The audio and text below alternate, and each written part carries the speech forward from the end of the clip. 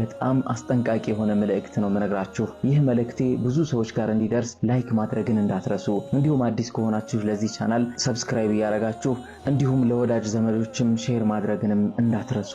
በረሱል ሰለላሁ ዐለይሂ ወሰለም ላይም ሰላዋትን እናውርድ። የዛሬው መልእክት በጣም ወሳኝ ጉዳይ ነው። ምናልባትም አብዛኞች ጋር የደረሰ ሊሆን ይችላል። ነገር ግን ይሄ ነገር ከፍና ዝቅ ሊል ይችላል በሁላችንም ላይ ማለት ነው። አሁን የምትሰሙት ታሪክ ግን አሁን ላይ በቅርቡ የተከሰተ ሲሆን እንዲሁም የማውቀው የሆነ ሰው ነው የነገረኝ። ታሪኩ የተጀመረው አንድ በጣም የሚወደውና የሚያከብረው የሚያምነው የሆነ ሰው እንዳለው ነገረኝ። ለዛም ሰው በጣም ብዙ ሚስጥሮችን እነግረዋለሁ፣ አወያየዋለሁ። በጣም ሸክም ሲበዛብኝ የሚስጥሮች ሸክም ሲበዛብኝ እየሄድኩኝ ወደሱም ተንፈስላለሁ ይላል። ታዲያ በዚህ ሰዓት ሁለታችንም የሆነ ነገር ሰራንና የሆነ መንግስት የማይፈልገው ነገር ሰርተን ልንቀጣ ወደ እስር ቤት ገባን ይላል። እስር ቤት ውስጥ በገባንበት ሰዓት ላይ ነው ችግሩ የተፈጠረው ይላል። በዛ ሰዓት ታዲያ በጣም ተቀራርበን ስለነበረ ቀኑንም ሌሊቱንም አብረን እያደርንና እየዋልን ስለነበረ እዛው ማረሚያ ቤት ውስጥ ታዲያ በሰዓቱ በጣም ብዙ ሚስጥሮችን አጋራሁት። በተመሳሳይነት እሱም ሚስጥሮቹን አጋርቶኛል። እኔም በጣም በመቀራረባችን የተነሳ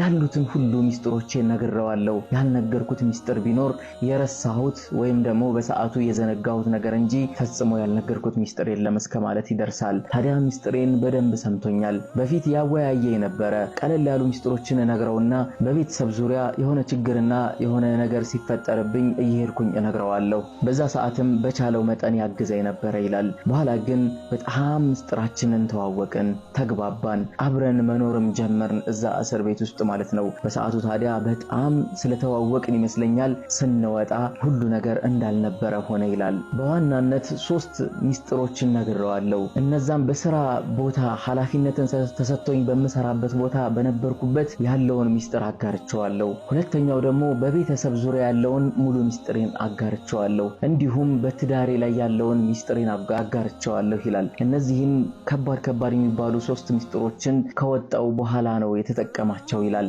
በሰዓቱ ታዲያ በምንፈታ ጊዜ አንድ ላይ ሆነን ስለከረምን ይመስለኛል ከወጣን በኋላ እንደ በፊቱ መሆን አልቻልንም። የሱን ባህሪ የሱን ሚስጥር እኔ አውቃለሁ፣ የኔን ሚስጥርን በተቃራኒ የኔን ባህሪ ያውቃል እሱም። በዛ የተነሳ ብዙም ተጠላልተናል፣ ጀርባም ተሰጣተናል ይላል። በዚህ ሁኔታ ላይ ያለን በፊት ያበደረኝ ብር ነበረች፣ ያችን ብር እንድከፍለው አስገደደኝ ይላል። እኔም በሰዓቱ ምንም ብር አልነበረኝም፣ ብዙ ዕዳዎች ነበሩብኝ። ባለቤቴም እኔ እስር ቤት በሆንኩበት ጊዜ ላይ ከሌላ ሰዎች ያነሳቻቸው ብሮች ነበሩ። እነዛን ቀድሜ መክፈል ስለነበረብኝ እባክህን አቆይልኝ ብለውም ፈጽሞ ሊያቆይልኝ አልፈለገም። በጣም ተጨቃጨቅን። እኔ ብር ያስፈልገኛል፣ አሁን ላይ ቤተሰቦቼ ችግር ላይ ናቸው፣ ስራ ስሰራ አልኖርኩም፣ ታውቃለህ እስር ቤት ነው የከረምኩት፣ ስለዚህ አንተ ጋር የነበረችኝ ብር በፍጥነት ታስፈልገኛለች በማለት የምኖርባትን መሬት ልሸጥ ተገደድኩኝ በሱ ምክንያት ይላል። ከሸጥኳት በኋላ ግን እኔም ተቀየርኩበት።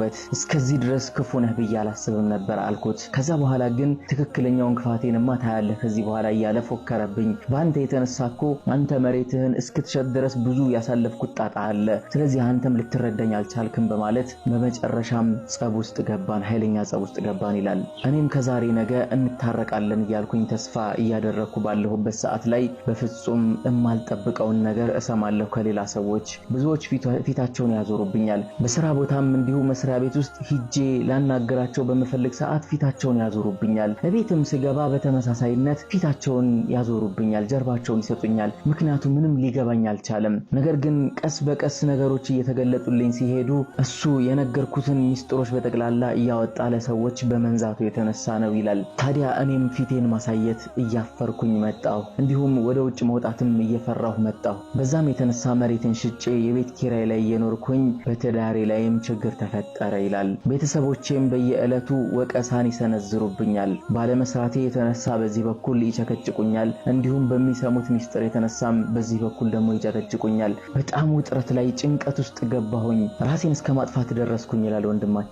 ታዲያ ጭንቀቶቼ በመደራረባቸውም የተነሳ ከሀገር መልቀቅ አለብኝ ብዬ ሁሉንም ሰዎች መራቅ የምችልበት አጋጣሚ ይሄ ብቻ ነው ብዬ ወደ ውጭ ሀገር ለሹፍርና ሄድኩኝ። አሁን ታዲያ ይሄን ታሪክ የምነግርህ በፊት የነበርኩበትን ያሳለፍኩትን ጣጣ እንድታውቀውና ሰዎችም በዚህ መልኩ ያሉ ሰዎች ካሉ አሁንም ተስፋ እንዳላቸው ልነግርህ ፈልጌ ነው። አሁን ላይ ሁሉም ነገሮች ተረስተዋል። ብዙ ጊዜያት ጊዜያትን አሳልፌያለሁ። እንደዚህ አይነት ችግሮችን ለወደፊትም እንዳይከሰቱ በጣም ጥንቃቄ እያደረኩ ነው ያለሁት። ቤተሰቦቼንም እየረዳሁ ነው ያለሁት። ሚስቴም በድህነቴ የተነሳ ትታኝ ብትሄድም ልጆቼን ግን እየተንከባከብኩ ነው ያለሁት እና አሁን ወደ ሀገር መግባት ፈልጋለሁ። በምገባ ሰዓትም ያለፉትን ታሪኮቼን እንዳለፉት አድርጌ ወደፊት ጥሩ ህይወት እንዲያጋጥመኝ ለማድረግ ወስኛለሁ። የሱን ሚስጥር እስካሁን ድረስ አላወጣሁም። እሱ ያደረገብኝን ነገር ደግሜ እኔ ማድረግ እንደሌለብኝ ይሰማኛል በማለት ወንድማችን ይነግረናል።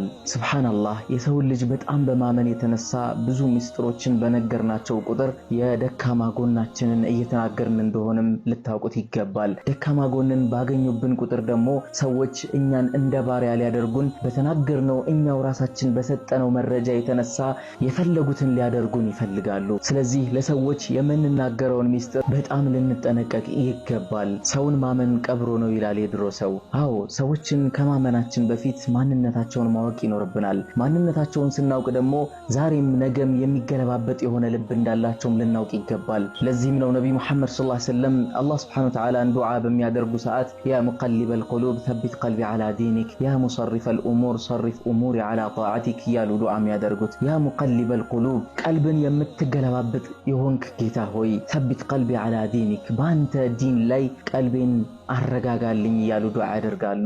ልብ በሉ ሰዎች ይገለባበጣሉ። እንዲሁም አደራ ብትሏቸውም አደራውን ይረሱታል። ስለዚህ የእናንተን መረጃ አሳልፈው ሊሰጡ ይችላሉ። አንዳንዴ ሞቅ ይላቸዋል። ሞቅ በሚላቸው ሰዓት የሚናገሩትን አያውቁም። እባካችሁ እንዳትናገሩ የተባሉትን ሁሉ ሊናገሩ ይችላሉ። ሚስጥር ያንተ ብቻ ነው ሊሆን የሚገባው። ካንተ አልፎ መሄድ ካለበት ደግሞ ሚስጥረኛህ ልታደርገው የሚገባው አንድ አላህ Subhanahu Wa Ta'ala ብቻ ነው። ፈጽሞ ወንጀልህን ደብቆልህ የሚኖር የሆነ አምላክ ወንጀሎችህ ምንም ያክል ከባድ ቢሆኑ እንኳን ከሰው ፊት የማያጋልጥብህ የሆነ አምላክ አንተ በጨለማና ከሰው ገለል ብለህ የምትሰራቸውን ወንጀሎችህን እሱ ግን እያየ እየሰማና እየተመለከተ ፈጽሞ ለሰዎች የማያጋልጥህ ለሌሎች አሳልፎ የማይሰጥህ የሆነ አምላክ አለ። ስለዚህ ትክክለኛ ሚስጥረኛ የሆነው አምላክህን አላህ Subhanahu Wa Ta'ala ብቻ ነው ሙናጃ ሚስጥርህን ልትነግረው የሚገባው። ሚስጥርህን የምትነግረውም ብቻህን ሆነህና እሱን በመታገኘው አቅጣጫ ላይ ሆነህ ብቻ ነው ልትነግረው የሚገባው። ለዚህም ነው የአላህ Subhanahu Wa Ta'ala ደጋግ የሆኑ ባሪያዎቹና የአላህ Subhanahu Wa Ta'ala መልእክተኛ የሆኑ ነብዮች የሚናገሩት ሚስጥራቸውን በሌሊትና በአላህ Subhanahu Wa Ta'ala ፊት ብቻ ሆነውና በሶላት ውስጥ ሆነው ነው። ሱብሃንአላህ ከዚህ የምንማረው ነገር አለ። ትልቅ የሆነ ትምህርት ልንወስድ የሚገባበት ማለት ነው። አላህ Subhanahu Wa Ta'ala ስለነሱ ሲገልጽ እንዲህ ይላል ኢነሁም ካኑ ዩሳሪዑነ ፊል ኸይራት እነሱ ነበሩ በኸይር ነገራቶች ላይ የሚሽቀዳደሙ ወየድዑነና እኛንም የሚጣሩ ነበሩ ረገበን ወረሃባ ፈርተውና ከኛ ከጅለው የሚጠሩን ነበሩ ወካኑ ለና ኻሺዒን እኛንም የፈሩ ነበሩ ይላል አላህ Subhanahu Wa Ta'ala። አንተ አላህ Subhanahu Wa Ta'ala በምትጣራ ሰዓት ተናንሰህና እሱ ደግሞ ያደርግልኛል ብለህ ያዳምጠኛል ብለህ መልስም ይሰጠኛል ብለህ ወዲያውን መፍትሄም ይሰጠኛል ብለህ በማሰብ የተነሳ ወደ አላህ ዞር ብለህ ሚስጥርህን ታወያየዋለህ። ሚስጥርህን ከመናገርህ በፊት ቀድሞ ያውቀዋል። የሚገርምህ ነገር አንተ ውስጥህ ላይ ገና ስታስበው እሱ ያወቀው ነገር ይሆናል ያ ጉዳይ ማለት ነው። ስለዚህ መናገር እንኳን ሳይጠበቅብህ ሚስጥርህን የሚያውቅ የሆነ አምላክ አላህ Subhanahu Wa Ta'ala አለልህ ላንተ። ስለዚህ ለሱ ነው ሚስጥርህን ልታወያይና ልትናገር የሚገባው። ምንም ያክል ወንጀል ሰርተህ ሊሆን ይችላል፣ ምንም ያክል ጥፋትን አጥፍተህ ሊሆን ይችላል። ነገር ግን 100 ሰዎችን ከ99 በኋላ 100ን ጨምሮ የገደለ የሆነ ባሪያ የአላህ Subhanahu Wa Ta'ala ባሪያ ከሱ የበለጠ ወንጀል ላሰራ ትችላለህ። አላህ Subhanahu Wa Ta'ala እሱንም ተቀብሎታል። አንተን የማይቀበልበት ምክንያት ምን ሊኖር ይችላል? ስለዚህ ወደ አላህ ነው ልታለቅስ የሚገባው። ወደ አላህ ነው ተضرع ልታደርግ የሚገባው። በአላህ Subhanahu Wa Ta'ala ኹሹዕ ላይ ሆነ አላህን በመፍራት ላይ ሆነ አላህን በመከጀል ላይ ሆነ ወደሱ ነው ልትዞር የሚገባህ ማለት ነው። ሚስጥርህን ለማወያየትም በጣም ጥሩ የሆነ የተባለው ሰዓት ከሱብሂ በፊት ያለው ሰዓት ነው። ለዚህም አቡ ሁረይራ ረዲየላሁ ዐንሁ ረሱል ሰለላሁ ዐለይሂ ወሰለም ተናግረዋል በማለት የሚነግረንን ሐዲስ እንደ ማስረጃ ነግረሃለሁ። አላህ Subhanahu Wa Ta'ala እኮ ወደ ዱንያ ሰማይ ይመጣና ከሌሊቱ ከ3/1 ወደ መጨረሻው የሚገኘው 3/1 ይወርድና ማን ነው የሚለምነኝ እምቀበለው ልመናውንና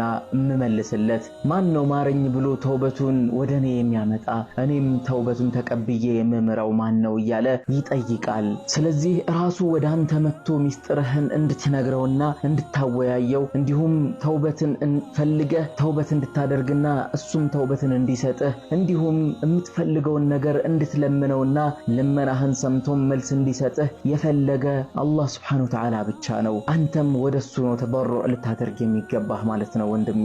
እርግጥ ነው ሁላችንም ጭንቀት ውስጥ ያለነው። በጭንቀት የተነሳ መንቀሳቀስ ሁሉ እንዳቃታችሁ ብዙዎች አውቃለሁ። ታዲያ ከአላህ Subhanahu Wa Ta'ala የበለጠ ቅርብ ጓደኛና ቅርብ አድማጭ የሆነና ማይሰለች የሆነ ማን ሊኖር ይችላል በዚህ ምድር ላይ? ስለዚህ የሰው ልጅ ምንም ያክል አምነኸው ችግርህን ብትነግረውም አንተን ይሰለችሃል፣ ማዳመጥ እንኳን ይከብደዋል። እንዲሁም ጭንቀት አለብኝ ብለህ ሄደህ ብታወያየውም የሚያቃትን ያክል ሊያወያይህ ይችላል። እንደውም እሱ በነገረህ ነገርም ችግር ውስጥ ልትገባ ትችላለህ። ሚስጥር አለኝ ብለህ ስታካፍለውም ደግሞ አንተ በነገርከው ከባድ የሆነ ሚስጥር የተነሳም አንተን እንደገና አሳስሮ ሊይዝህ ይችላል። ያ ሰው ችግርህን ለመቅረፍም እሱን ብትለምነውና በተደጋጋሚ እየመጣህ ብትጠይቀው ይሰለችና በሩን ይቆልፍብሃል።